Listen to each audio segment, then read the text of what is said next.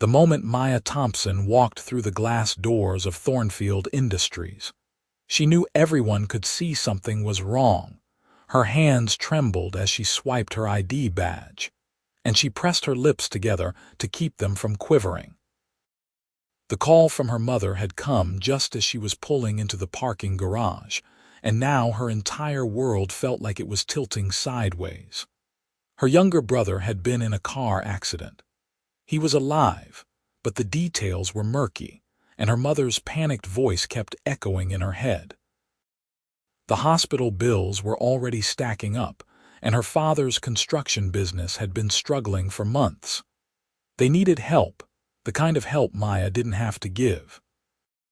She worked in event planning for one of the largest private equity firms in Chicago, coordinating high-profile galas and corporate retreats for clients with money most people couldn't fathom. The irony wasn't lost on her that she spent her days around wealth she'd never touch while her family was drowning. Maya made it to the elevator before the first tear fell. She wiped it away quickly, straightening her navy blazer and forcing herself to breathe. She had a meeting in 20 minutes with Alexander Thornfield himself, the CEO and founder of the company. At 34, he'd built an empire in commercial real estate and private investments, turning a modest inheritance into a billion-dollar enterprise. She'd worked for the company for 2 years, but had only interacted with him a handful of times. He was intimidating in the way that powerful men often were, all sharp suits and sharper business instincts. The elevator dinged on the 23rd floor, and Maya stepped out into the executive wing. The receptionist, Claire, gave her a concerned look, but Maya just shook her head slightly and headed toward the conference room. Her phone buzzed again. Another text from her mother. Her brother was in surgery. Maya's vision blurred. She didn't make it to the conference room.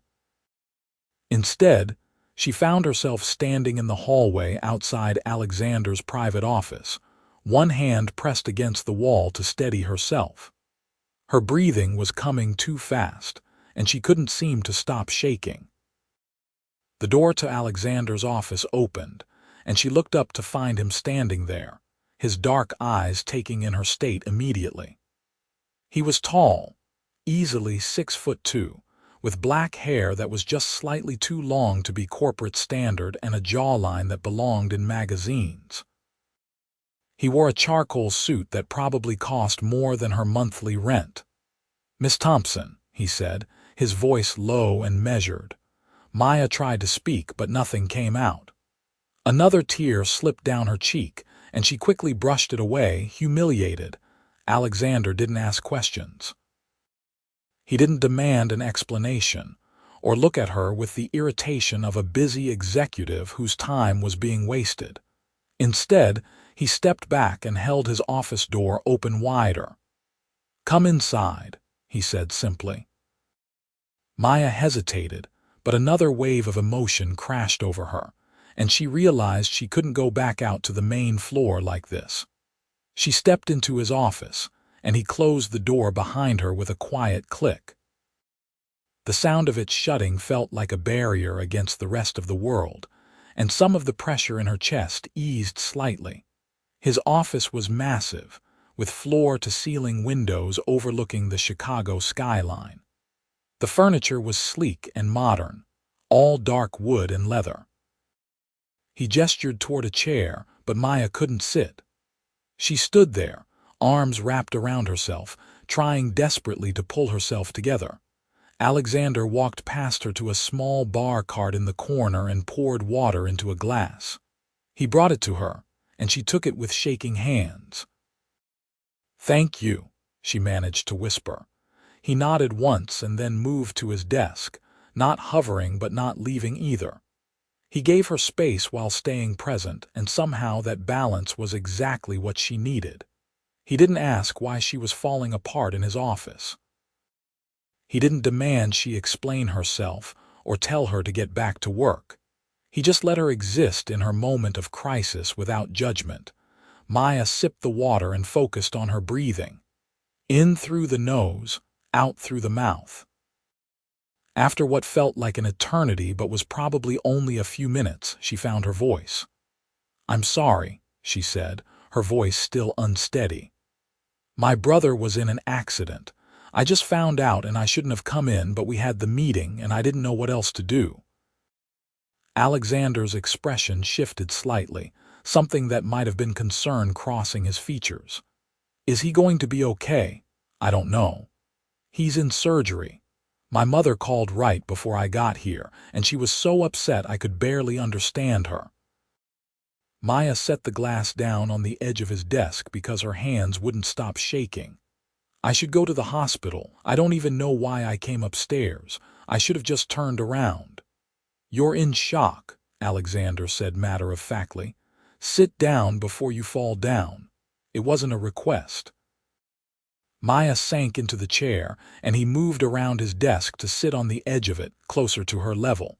He pulled his phone from his pocket. "What hospital?" he asked. "Northwestern Memorial." "But I can drive myself. I just need a minute." "You're not driving anywhere like this," he interrupted, already typing. "I'm having my driver take you. He'll be downstairs in 5 minutes." Maya blinked at him. "Mr. Thornfield, you don't have to." "Alexander," he corrected. "And yes, I do. You work for me, which means I have a responsibility to make sure you're safe. You're clearly not in any state to be behind a wheel." His tone left no room for argument, and honestly, Maya was too wrung out to fight him.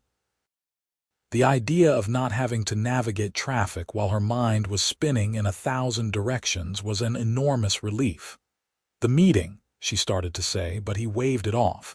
"I'll reschedule. It's not important." He stood and grabbed his suit jacket from the back of his chair. "Come on. I'll walk you down." "You don't have to do that. I know." He opened the door and waited for her. Maya stood on unsteady legs and followed him out. The walk to the elevator felt surreal, like she was moving through water. Alexander's presence beside her was solid and grounding.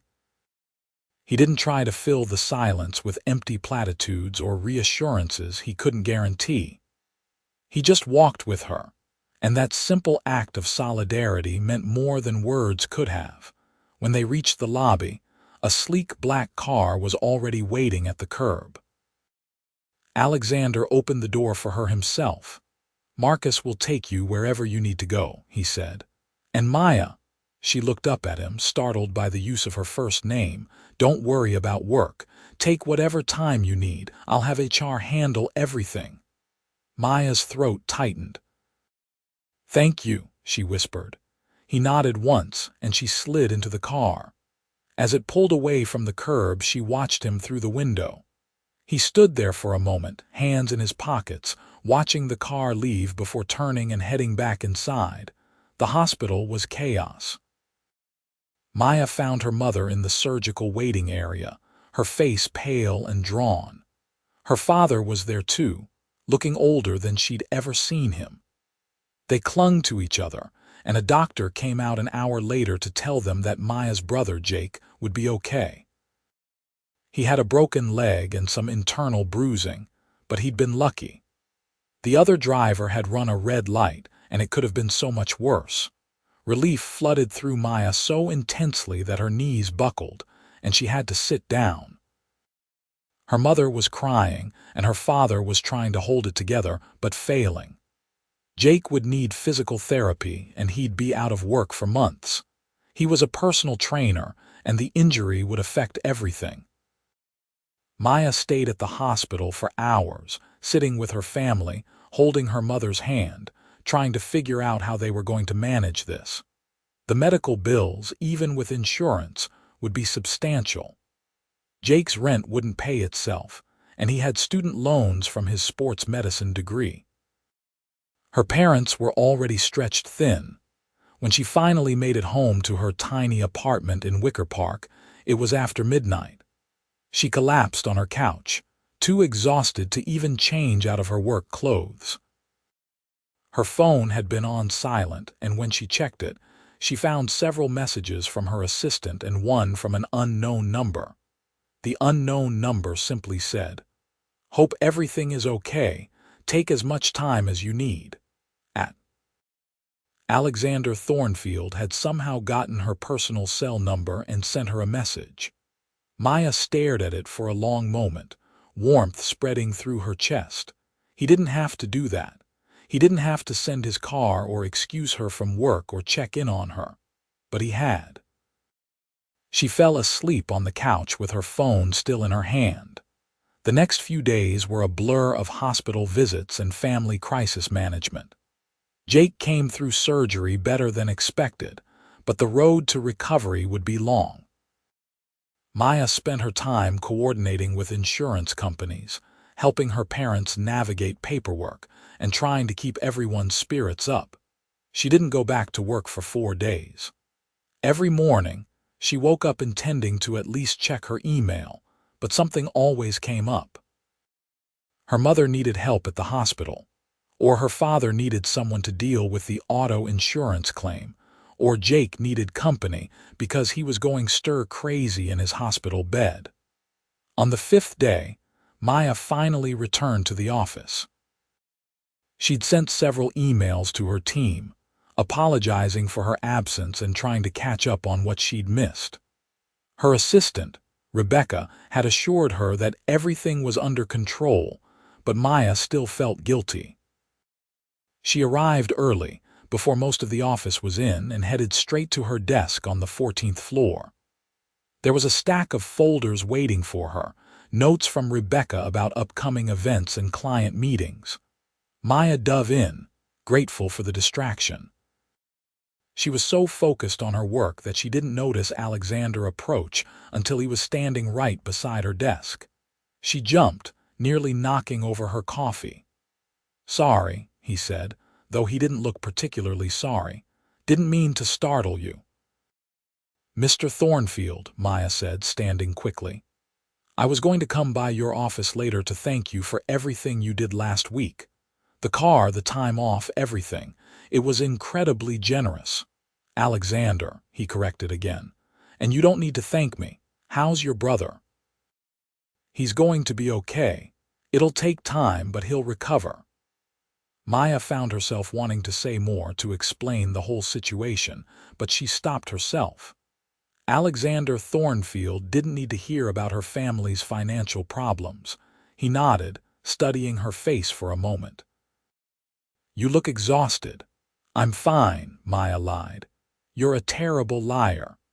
He leaned against her desk, crossing his arms. He'd rolled up his sleeves, and Maya could see the muscles in his forearms. She forced herself to focus on his face.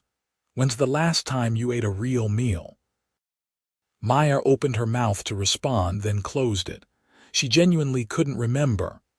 "That's what I thought," Alexander said. "Come on." "Come on where?" "Breakfast. There's a place around the corner that makes decent omelets." Maya blinked at him.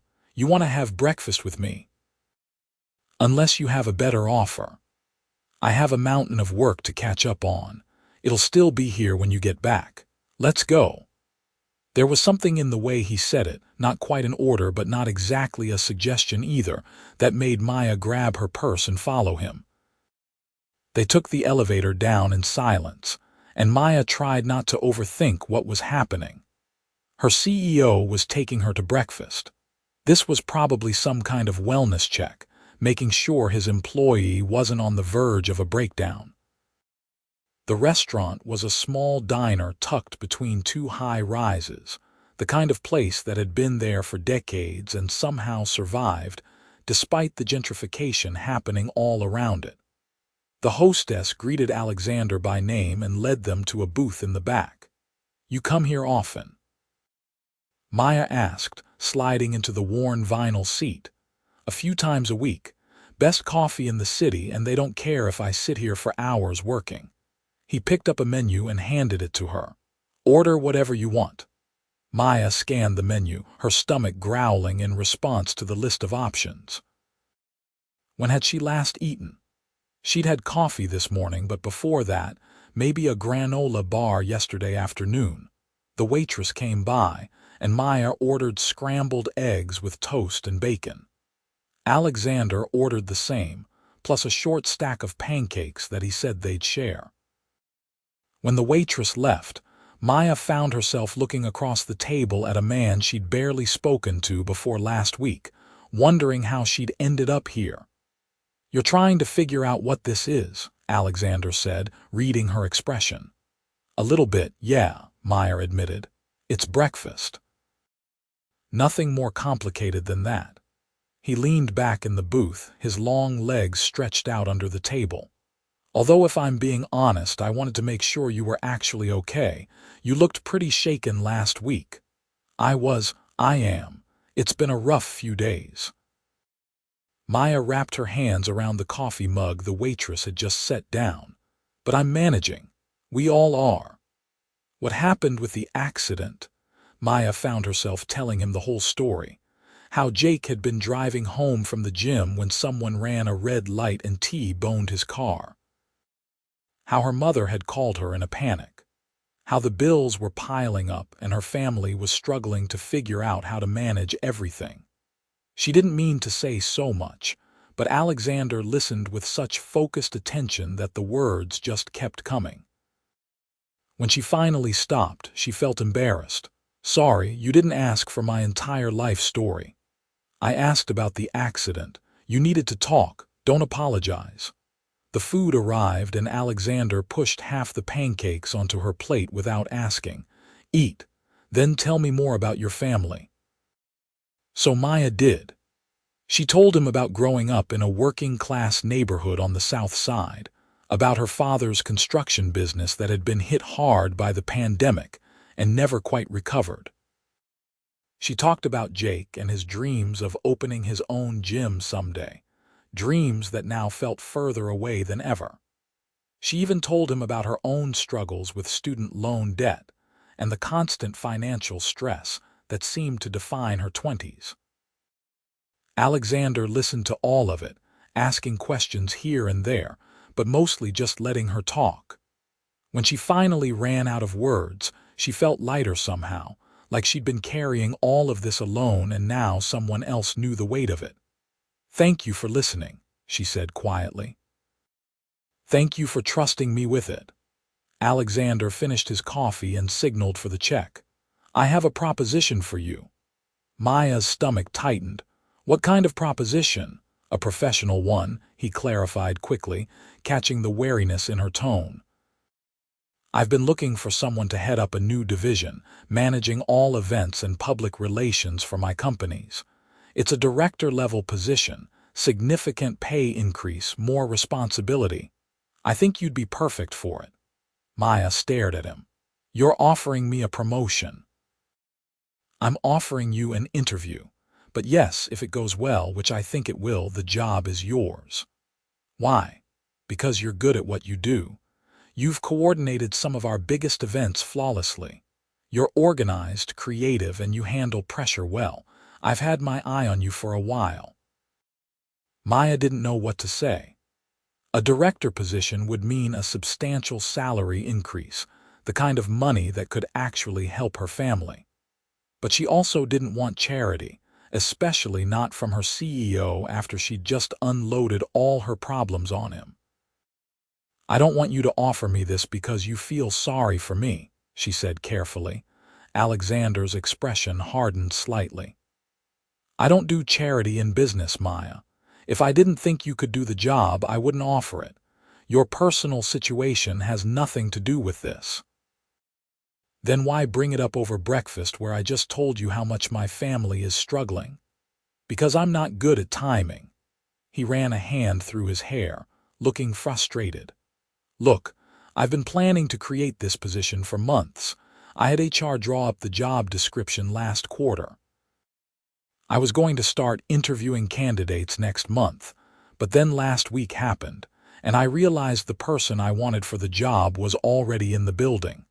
So yes, the timing is coincidental, but the offer is genuine." Maya searched his face, looking for any sign of pity or insincerity. All she found was the same straightforward intensity he'd shown her in his office that first day. "I'd need to think about it," she said finally. "Of course. Take your time. No pressure. Alexander paid the check despite Maya's protests and stood, "Come on. Let's get you back to that mountain of work."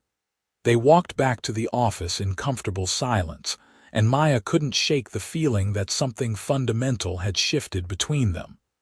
Alexander Thornfield wasn't just her boss anymore. He was something else, something she couldn't quite define yet.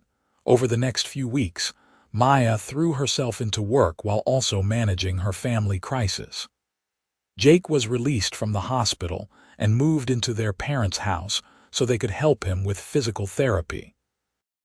The bills started arriving, and Maya did what she could to help, though it never felt like enough. She also started meeting with Alexander regularly.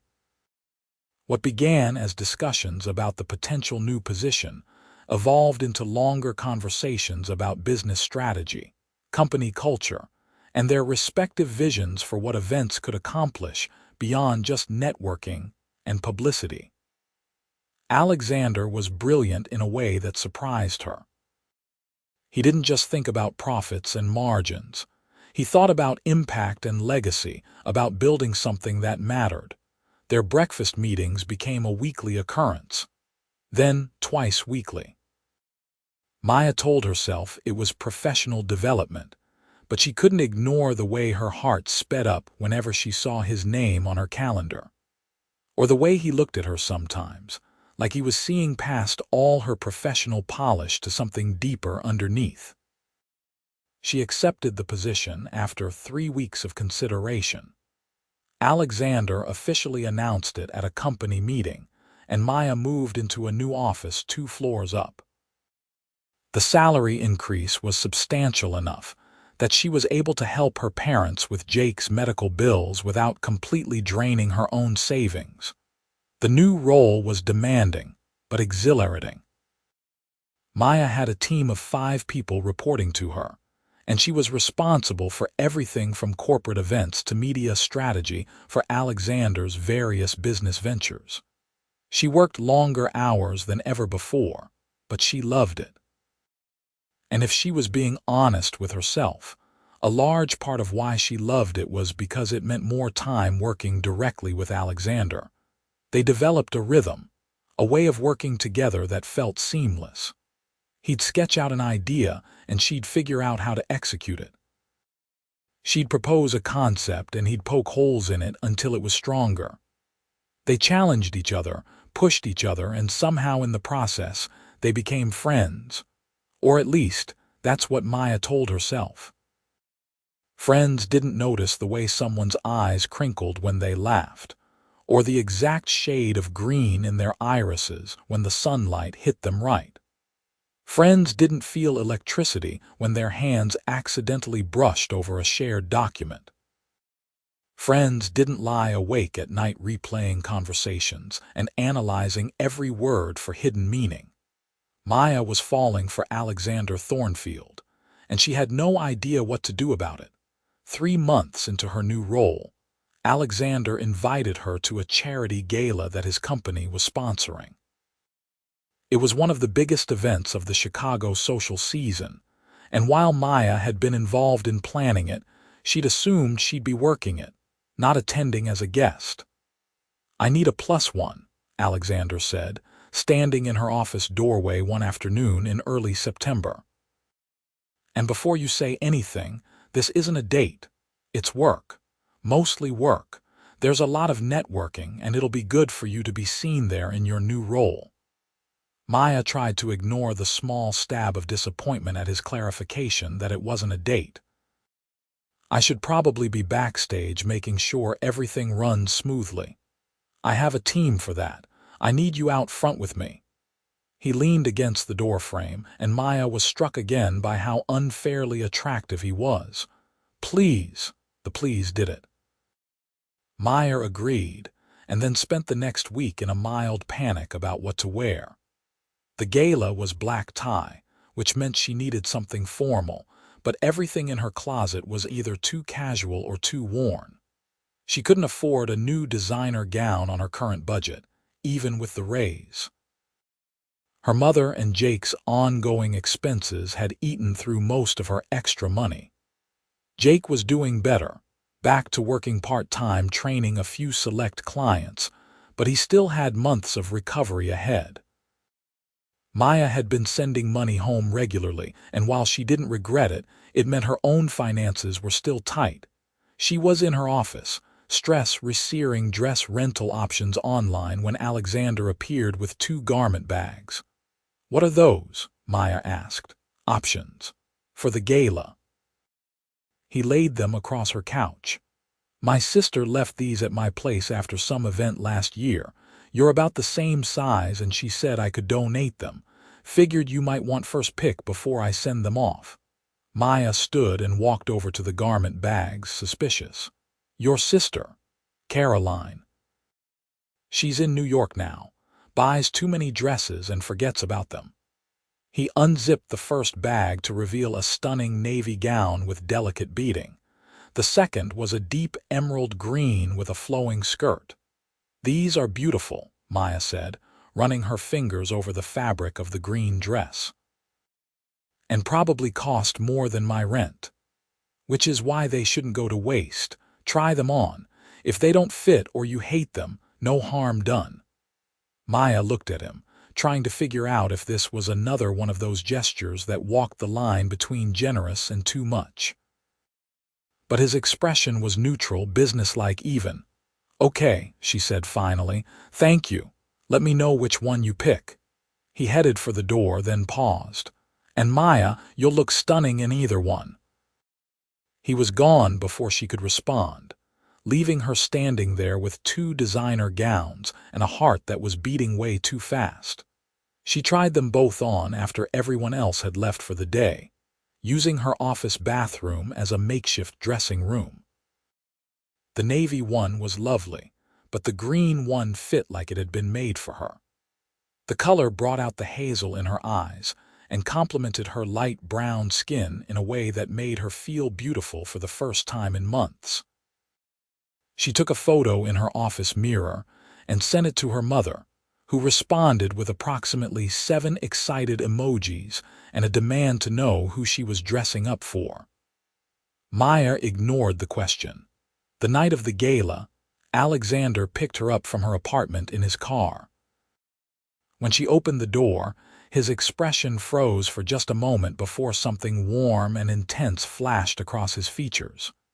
"You look incredible," he said, his voice rougher than usual. "Thank you. You clean up pretty well yourself." It was an understatement. Alexander in a tuxedo should have been illegal. The formal wear emphasized his broad shoulders and the lean muscle of his frame in a way that made Maya's mouth go dry. The gala was held at one of Chicago's most prestigious hotels, a historic building with soaring ceilings and crystal chandeliers. Maya had been there dozens of times for events, but never as a guest. Walking in on Alexander's arm felt surreal, like she was playing dress-up in someone else's life. Alexander introduced her to what felt like hundreds of people. Business associates, city officials, philanthropists, and celebrities. Maya's head spun trying to keep track of names and connections, but Alexander stayed close, his hand occasionally resting on the small of her back in a gesture that felt both protective and possessive. They sat at a table with several other executives from Alexander's company and their spouses. Maya was seated next to him, close enough that their shoulders brushed every time one of them moved. The contact was distracting in the best possible way.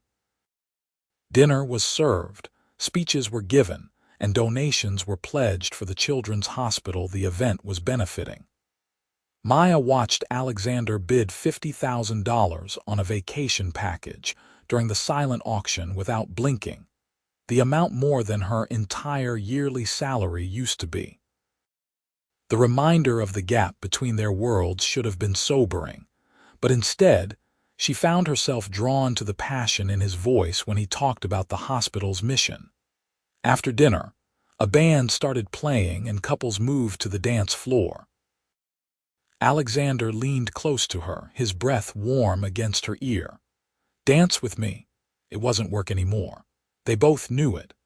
Maya nodded, and he led her onto the floor, one hand settling at her waist while the other clasped hers. They moved together easily, naturally, like they'd been doing this for years instead of minutes. "You're good at this," Maya said, looking up at him. "Mandatory cotillion as a teenager. My mother insisted." His thumb traced small circles on her waist, and Maya felt the touch all the way through the fabric of her dress. "You're not so bad yourself. High school prom, I had a boyfriend who was really into ballroom dancing." Something flickered in Alexander's eyes. "Had, long over. College happened and we went our separate ways." Maya hesitated, then decided to be bold. "No one serious since then. Haven't had time." "Me neither," Alexander said quietly. "No time, and most people aren't interested in me so much as what I can give them." "That must be lonely." It was. His eyes locked on hers. "It has been. Until recently." The song changed to something slower, and Alexander pulled her closer. Maya could feel the solid warmth of his chest against hers, could smell his cologne, something woodsy and expensive. Her heart was pounding so hard she was sure he must be able to feel it. "Maya," he started, then stopped. "This is probably inappropriate. You work for me and there are policies, and I shouldn't what?" Her voice came out barely above a whisper. "Shouldn't tell you that you're all I think about lately, that every meeting with you is the best part of my day, that I look for excuses to stop by your office just to see you smile." He looked frustrated with himself, like he was confessing something he'd tried to keep hidden. "I'm your boss. This crosses lines I swore I'd never cross, but I can't seem to help it where you're concerned." Maya's breath caught. "What if I've been looking for those same excuses? What if I get to the office early because I know you're already there? What if I'm crossing the same lines?" Alexander's hand tightened on her waist. "Then we have a problem. Or we have a solution." Maya made herself hold his gaze, even though every instinct told her to look away from the intensity she found there. "I don't want to stop spending time with you. I don't want to pretend this is just professional anymore. Maya, I know it's complicated. I know there are workplace policies and power dynamics and 1,000 reasons why this is a terrible idea.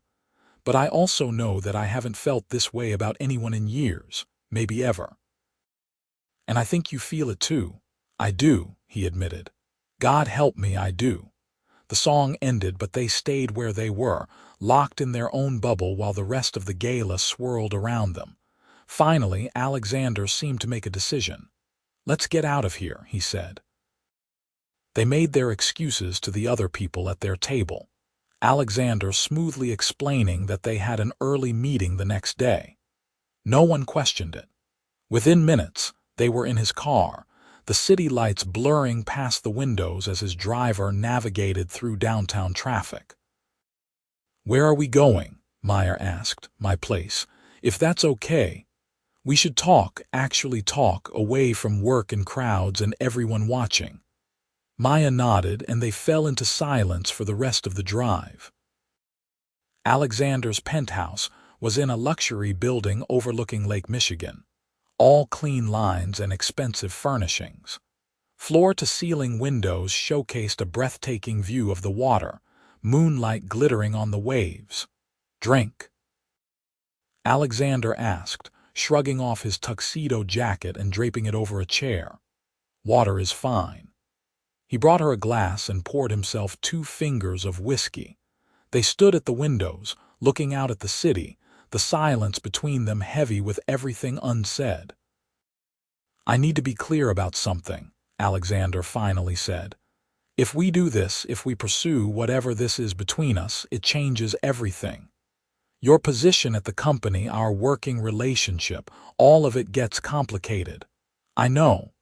HR will have policies. We'll have to disclose the relationship. There might be people who assume you got your position because of personal reasons rather than merit. I know that too. Maya turned to face him fully. I've been thinking about all of this for weeks. Every possible complication, every potential problem. And at the end of the day, I still want to try. Because the alternative is walking away from something that could be incredible, and I'm not ready to do that without even giving it a chance. Alexander set his glass down and closed the distance between them. His hands came up to frame her face, his touch gentle despite the tension she could feel radiating from him. I want you to be sure, he said. Once we cross this line, I won't be able to go back to pretending you're just an employee. I won't be able to be casual about this. I don't want casual, Maya said. I want real. That was all the permission he needed. Alexander kissed her, and it was nothing like the polite, tentative first kisses Maya had experienced before. This was consuming, intense, full of all the want and restraint that had been building between them for months. Maya's hands fisted in his shirt, pulling him closer, and he responded by backing her against the window, his body pressing against hers. When they finally broke apart, both breathing hard, Alexander rested his forehead against hers. "Stay tonight," he murmured. "Not for anything except being together, I just want you here." Maya stayed. They changed into comfortable clothes. Alexander gave her one of his shirts that hung to her knees, and they curled up on his couch, talking until the early hours of the morning. They talked about everything, their childhoods, their dreams, their fears. Alexander told her about the pressure of building his company, of the expectations that came with his family name and wealth. Maya shared more about her family's struggles, about the guilt she sometimes felt for escaping her working-class roots while they still struggled. "You didn't escape," Alexander said firmly. "You worked your ass off and earned everything you have. There's no guilt in that. Sometimes it feels like I left them behind. You're sending money home. You're helping with your brother's bills. You're there for them in every way that matters." He played with her fingers, tracing the lines of her palm. "Family isn't about staying in the same place. It's about staying connected, and you've done that." Maya leaned into him, exhausted but content in a way she hadn't felt in years. She fell asleep on his couch, wrapped in his arms, and woke up to sunlight streaming through the windows and the smell of coffee. Alexander was in the kitchen, cooking breakfast in sweatpants and a t-shirt that shouldn't have been as attractive as it was. He looked up when she appeared, and the smile that crossed his face was so warm and genuine that Maya's chest ached. "Morning," he said. "How do you feel about pancakes?" "Very positive feelings about pancakes," Maya confirmed, sliding onto a stool at the kitchen island. They spent the morning together, easy and comfortable, before reality intruded in the form of Sunday obligations. Alexander had a conference call with international partners, and Maya needed to check on her family and prep for the week ahead. He drove her home, and before she got out of the car, he caught her hand. "Tomorrow, at work, we figure out how to handle this properly. HR, disclosure, all of it." His thumb stroked across her knuckles. "But tonight happened. This is happening. I want to be clear about that." "Crystal clear," Maya agreed, and kissed him once more before heading inside. Monday morning brought the reality check Maya had been expecting. She and Alexander met with HR together, disclosing their relationship and discussing potential conflicts of interest. It was uncomfortable and awkward, but necessary. HR agreed to allow the relationship to continue, but recommended that Maya's direct supervisor be changed to the CFO instead of Alexander to avoid any appearance of impropriety.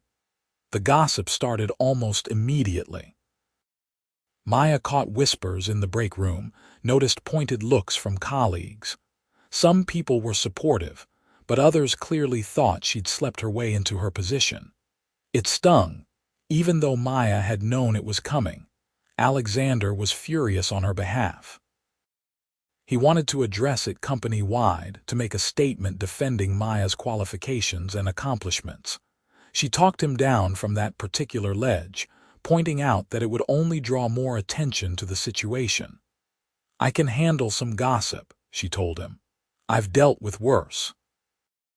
"You shouldn't have to deal with any of it," he said tightly.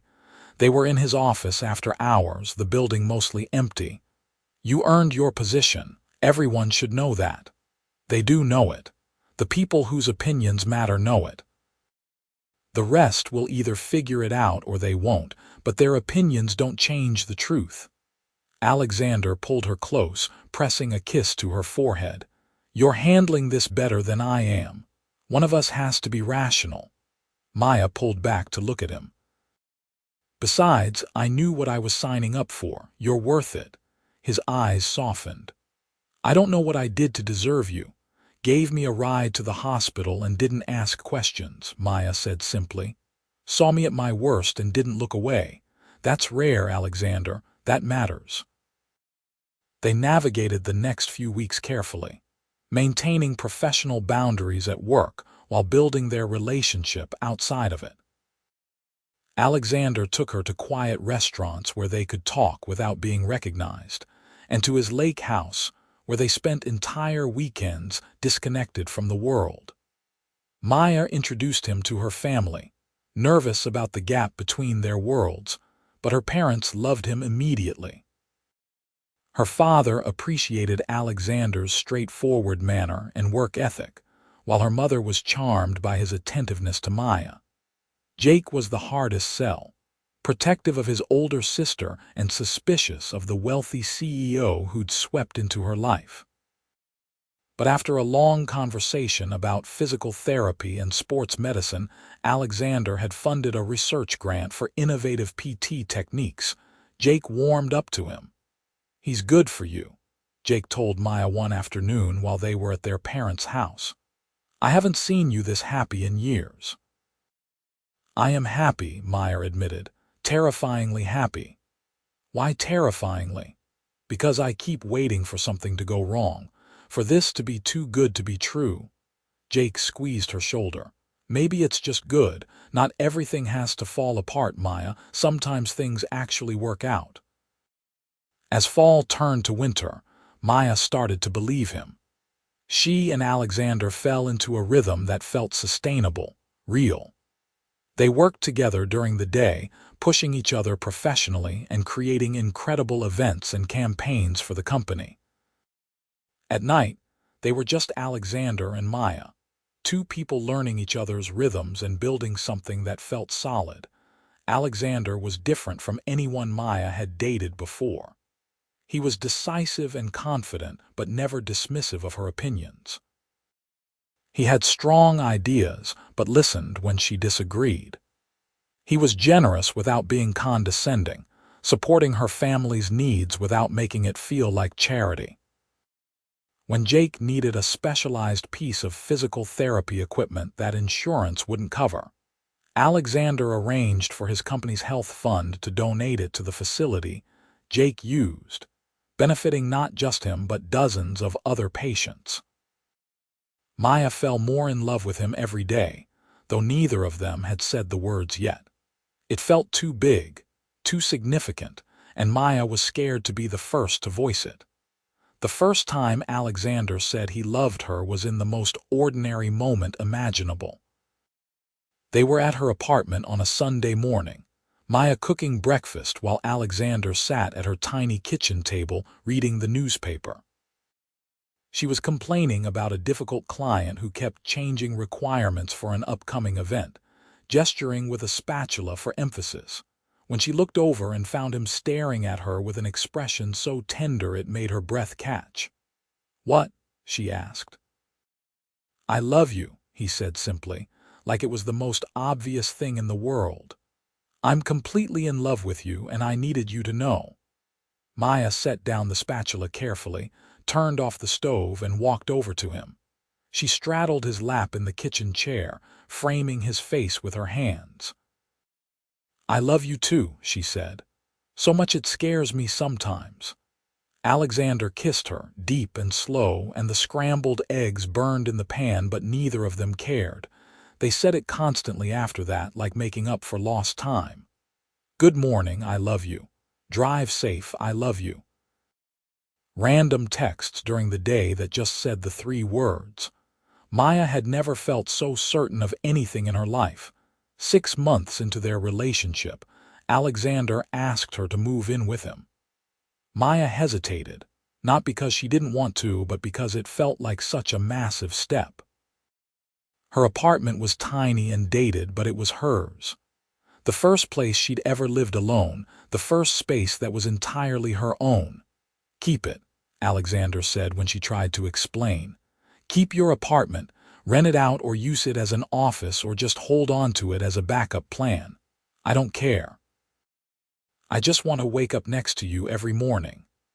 Maya moved in the following month, though she did keep her apartment, renting it to a friend from college who was moving to Chicago. Alexander's penthouse became their home, and Maya loved the domesticity of it. Cooking together, arguing over what to watch on TV, falling asleep tangled together every night. Work continued to challenge them both. Maya's division was thriving, handling bigger events and more prestigious clients than ever before. Alexander's company expanded into new markets, and he was traveling more than either of them liked. But they made it work, counting down days until he returned, planning trips they could take together. Maya's family was doing better too. Jake had recovered fully and opened his own small training studio with the help of a small business loan. Her father's construction business was rebuilding, slowly but steadily. Her mother had started a catering side business, and Maya helped her with marketing and branding in her spare time. Life felt full and rich and complicated in the best ways. A year and a half after that first gala, Alexander took Maya back to the same hotel for another charity event. She wore a different dress this time, one they'd picked out together, and she felt more confident walking into the ballroom than she had that first night. They danced again, swaying to the same band that had been playing the year before. Maya rested her head on Alexander's chest, perfectly content, when he suddenly stopped moving.